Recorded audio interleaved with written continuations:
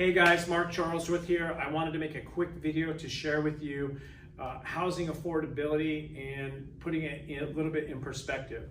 So the conversation always goes to, wow, these prices are unbelievable now. When are they going to come down? In the long run, they're not going to come down. I mean, that's just what happens. Everything costs more across the board. So if we take a look at housing prices and we compare it to other things that you and I pay for on a daily basis, cars, gasoline, and then we also look at what are average wages. Well, all of that stuff has gone up over the course of several years. So if we look at 1989, for instance, 1989, the average house cost $94,000 and your average payment would be $825 a month. So yeah, I wish we could all pay $825 a month. If you locked in that payment and you kept that payment over all these years, you did well. In fact, your house is probably paid off. When you bought that house, the average wages would be about $9.80. And so if we look at today's prices and we say, okay, well, the average price of a house is $346,900. Wow, that's just totally unaffordable. But average wages are up to about $25.90. Wages in 1989 were $9.80. So you've got an increase there of about 13%. Gas prices are up 56%. A little bit more now actually, because this slide was from last week.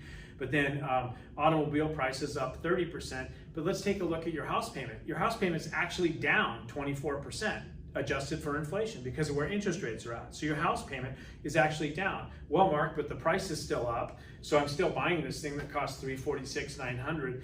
Well, but let's look at this. Inflation is still kicking, right? Inflation is alive and kicking today at about 7%. So let's assume that 7% inflation is all the appreciation that you get on your house. And you will get that because the lumber and the other materials, the bathtub kit, the faucet, the stove, everything else in that house now cost on average 7% more. So if your house goes up 7%, then you're winning. But we all know that economists in the market today are saying that your house is going to appreciate 11 to 16%.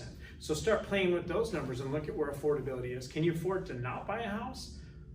Because if you get 11% on a $346,000 house, if you get 16%, you're talking about numbers like $55,000. You're gonna make money by buying a house and paying on the average 24% less than you would in 1989 if you get in with today's interest rates. But that's changing too. So if you're looking at buying a house, let's talk.